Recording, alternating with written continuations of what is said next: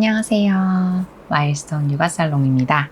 오늘의 사연은 쭈맘님께서 보내주셨어요. 6개월 아기를 키우고 있는 엄마인데 남편이랑 의견 차이가 있어 글을 남깁니다. 아기가 신생아 때부터 안겨있는 걸 좋아해서 많이 안아주었는데요. 아직까지도 안겨있는 걸 좋아해서 바닥에서 놀다가 지루해지면 안아줄 때까지 강성 울음인데요. 저는 체력이 되는 만큼 안아주려고 하는데 남편은 버릇 나빠진다고 아기가 스스로 울음을 그칠 때까지 기다려야 한다고 합니다.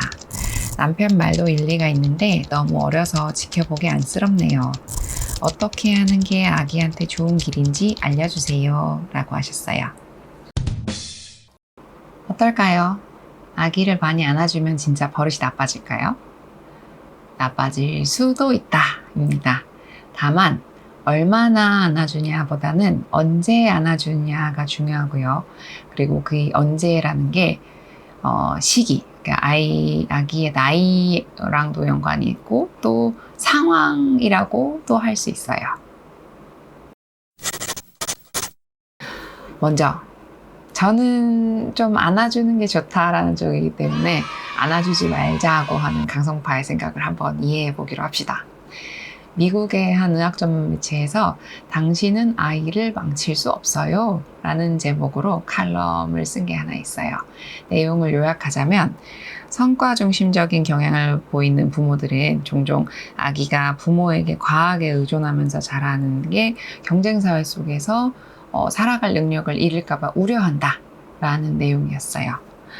이게 아기를 안아주냐고 내 할 일을 못한다 라는 1차원적인 생각을 떠나서 아기를 내가 너무 많이 안아줌으로 인해서 아이가 나한테 너무 의존을 하다 보면 그 의존성 때문에 이 아기가 이 경쟁이 치열한 현대사회에서 살아가면서 경쟁력을 잃고 살기가 힘들어지지 않을까 하는 걱정 때문에 안아주기를 참고 또 마음을 가다듬으시는 그런 부모님들도 있으실 거라고 생각이 돼요.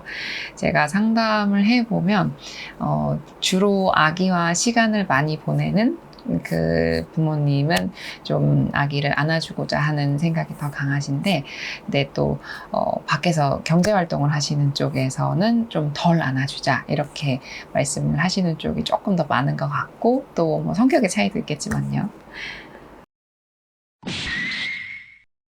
그래서 안아주면 버릇이 나빠질까라는 것에 대한 답은 언제를 따지다 보면 일단 나이로 보면요. 6개월, 생후 6개월 이전에는 그럴 수가 없다. 그러니까 버릇이 나빠질 수가 없다는 거고요. 그 다음에 6개월에서 12개월은 그럴 가능성도 있다. 그리고 12개월이 지나면 그럴 수 있다. 입니다. 아기들이 진짜 많이 울죠. 근데 어린 영아들은 본인이 원하는 걸 요구하면서 우는 게 힘들어요. 좀 미안한 얘기지만 어린 아기들은 그럴 만한 지적인 능력이 아직 형성되지 못했기 때문인데요. 배고플 때 장에서 꼬르륵 소리 나잖아요. 그럼 장이 배고프다고 나한테 음식을 달라고 요구를 하는 걸까요? 그건 아니죠. 어린 아기들은 배고픔이나 또 뭐 대소변을 봤을 때 찝찝하다던가 또 통증이라던가 이런 신호를 어쨌든 그냥 다 뭉뚱그려서 불편하다 라고 느끼고 그 불편을 그냥 표현을 하는 거예요. 뭐 누구한테 이걸 해결해 주세요 라고 요구를 한다기보다는 내가 불편하다라는 것에 대해서 울도록 이제 그런 진화하게 된 거죠. 그래서 아기들의 인지 발달 단계를 보면 뭔가 상대방에게 어떤 반응을 요구할 수 있는 정도의 뭐 상호작용 능력이 나타나기 시작하는 시기가 보통 최소 한 6개월 정도는 돼야지 본격적으로 드러나기 시작해요.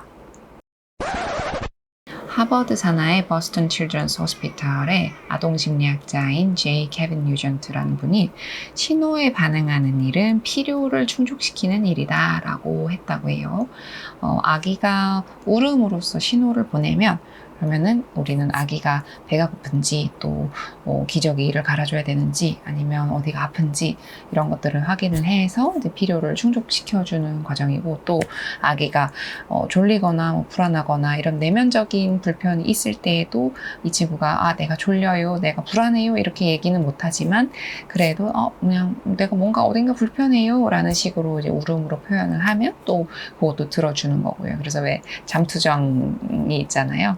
아기들 막 이유 없이 울길래 이제 안아서 달래주면 금방 스르르 잠들고 하는 것들, 그런 것들이 이제 아마 아기 키워보신 분들은 많이 느끼셨을 텐데, 이렇게 아기가 보내는 신호에 양육자가 적절하게 반응을 하면서 애착 관계가 형성이 돼요.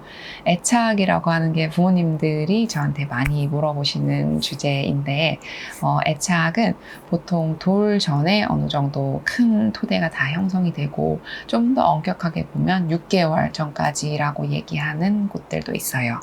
그래서 이 시기에 부모가 아기가 보내는 신호를 예민하게 잘 캐치하고 그에 적절하게 반응을 해주는 것이 아기가 타인과의 애착을 형성하는 어떤 근본적인 능력의 요때 토대가 만들어진다는 거죠.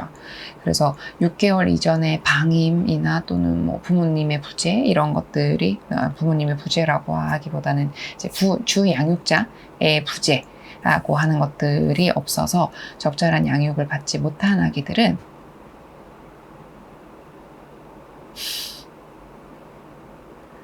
저리 가.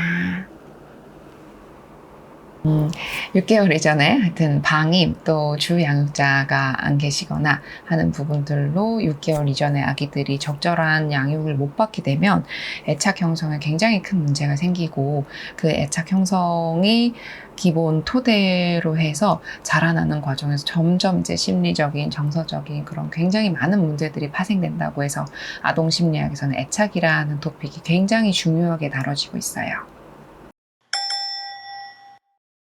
그런데 돌이 지나면 그 이야기가 좀 달라져요.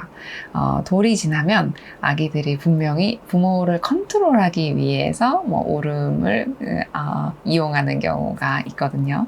그래서 혼자 걸을 수 있는데 얼마 걷지도 않았는데 막 안아달라고 밖에 나가서 그럼 이제 안아주시게 되잖아요. 근데 그럴 때마다 항상 안아주시면 아기는 밖에 나가서 걸으려고 하지 않아요. 많이 걸어서 다리가 아픈 거면 그건 당연히 안아주셔야 되는 게 맞는데, 특별한 이유가 없이 습관적으로 안아달라고 하는 아기들은 혼자서 걸을 수 있게 계속 응원해 주시고 독려해 주시는 게 좋습니다. 그리고 또 한 가지는 혼나는 중에 아기가 뭘 잘못을 했어요. 그래서 혼이 나고 있는데 갑자기 막 엄마한테 애교를 부리면서 막 안아주세요 막 이래요. 그거는 이제 내가 잘못했으니까 더 안아주세요 라는 게 아니고 그냥 이 불편한 상황을 피하고 싶은 영악한 아기들의 잔꾀라고 보실 수 있어요. 돌전 아기들, 특히 6개월 이전의 아기들은 왜 안아줘야 하는지에 대해서 여러 가지 연구들이 있어서 제가 좀 소개를 해드리려고 해요.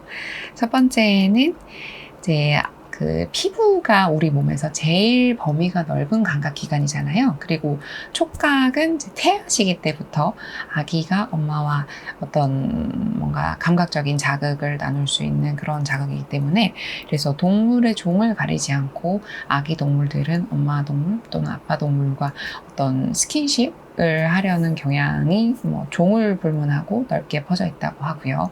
그리고 스킨십을 하게 됨으로써 옥시토신이나 또는 감각신경 같이 어떤 호르몬, 신경 이런 우리 몸의 기능 등이 활성화되면서 감정적인 반응을 강화시키고 애착을 형성하고 하는데 도움을 준다고 하고요. 그리고 또 아기를 안고 움직이는 행동이 영장류에게서 주로 이제 고등생물에게서 많이 보이는 행동인데, 이게 아이에게 사회적 인지 능력을 주기 위한 어떤 진화 과정의 일부라고 하는 이야기도 있었습니다. 그리고 또 스킨십을 많이 하면 아기가 더 스킨십을 요구하면서 많이 울지 않냐? 라고 하는 의문에 대해서 아니다 라고 증명한 연구가 있었는데요. 생후 6주차가 원래 엄청 많이 올 때죠. 그래서 생후 6주 아기들을 랜덤하게 일단 두 그룹으로 나누고 한쪽에는 스킨십을 많이 하게 하고 다른 한쪽에는 상대적으로 꼭 필요한 거 외에는 스킨십을 안 하게끔 그렇게 했을 때 스킨십을 많이 한 쪽이 오는 시간이 요 안 한 쪽에 비해서 오는 시간이 절반 정도로 차이가 났다고 합니다. 그리고 심지어 그 스킨십에 인위적으로 차이를 둔 거를 멈추고 나서 그 이후로도 한 3개월 정도는 이 차이가 유지가 되었다고 해요. 그러니까 아주 작은 아기들은 안아주는 게 오히려 덜 운다는 거죠.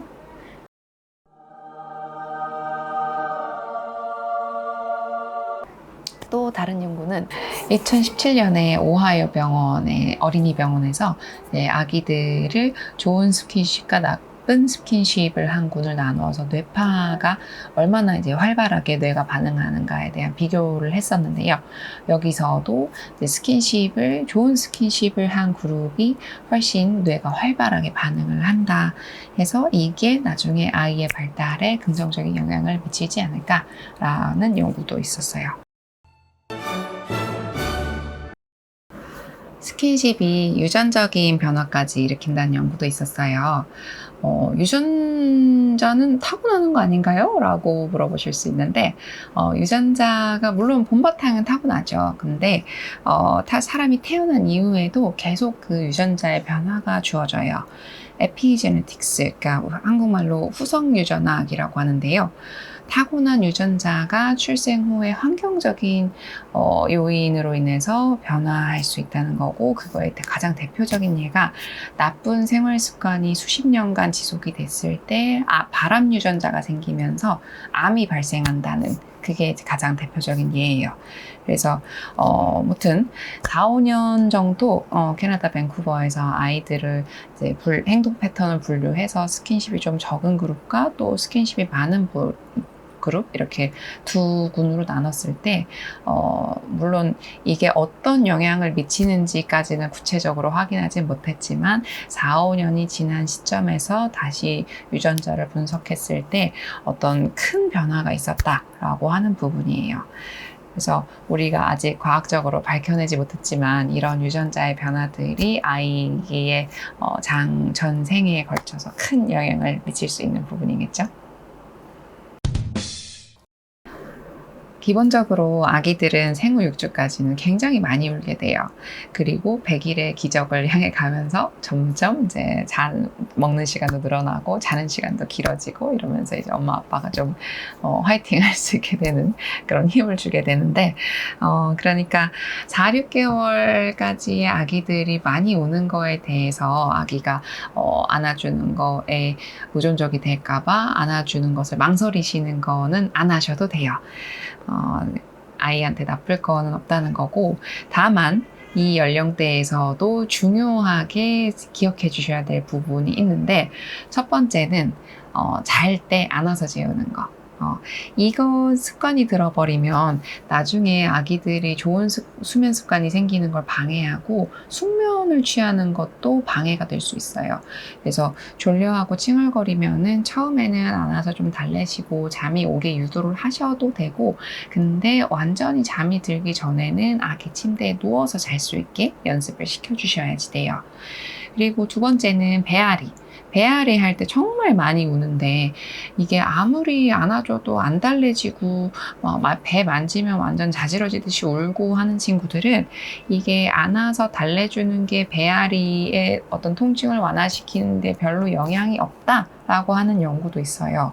그래서 이럴 때 한 5분 정도 좀 안아주고 달래줘 봤는데 전혀 울음이 사그라들지 않고 계속 지속이 된다고 하면 이게 배앓이, 또 배를 만지면 막 아기가 많이 울고 한다고 하면 이거는 배앓이 가능성이 있으니까 이럴 때는 한 15분 정도는 아기가 좀 그 배앓이 하는 기간이 스스로 사라지기까지 기다려 주시는 것도 한 가지 방법이에요. 그러니까 안고 있는 때 아기가 오는 게 너무 힘드신 분들은 좀 내려놓으셔도 되고, 또 내려놓는 게 더 힘드신 분들도 계시잖아요. 그러면은 그냥 안아주셔도 돼요. 둘 양쪽 다 괜찮아요. 이게 좀 안아준다고 뭐 버릇이 나빠지지도 않고 또 안 안아준다고 막 성격이 나빠지지도 않아요. 이게 주방 일을 한다고 잠깐 뭐 자리 비우고 화장실 갔다 오고 그 5분 10분 아기가 우는 거 가지고 크게 뭔가 기질이 뭐 변한다거나 이렇게 되지는 않기 때문에 이거는 이제 기질이나 성격의 형성은 아주 오랜 시간에 걸쳐 어머님, 아버님이 이제 마음의 여유를 가지고 사랑을 듬뿍 주시고 하는 거가 중요한 거고, 우는 거 자체가 나쁜 건 아니에요. 결론적으로 아기와 스킨십을 하고 호흡하고 하면서 엄마 아빠가 애착을 쌓고 하는 거고, 줄 수 있을 때 특히 6개월 이전에는 넘치도록 많은 사랑을 주셔도 된다. 다만 애착을 위해서 내가 절대 얘를 울지 않게 하겠다라고 하는 마음가짐은 또 안 되고요.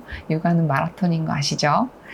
오늘은 안아주기 그리고 스킨십에 대해서 이야기를 나눠보았어요. 저는 재밌었는데 저만 재밌었으면 어떡하죠? 오늘의 답변이 마음에 드셨다면 구독과 좋아요 부탁드리고요. 다음에도 흔하고 평범한 육아 고민으로 찾아뵐게요. 영상 하단에 저희가 사연 보내시는 링크를 걸어드렸으니까 혹시 육아하면서 생기시는 뭐 궁금증이나 또는 답답함, 사연 등을 보내주시면 저희가 그 중에 선정해서 답변을 해드리고 있습니다. 그러면 다음 주에 또 봬요. 안녕. 또 했어. 다시 처음부터 해줘.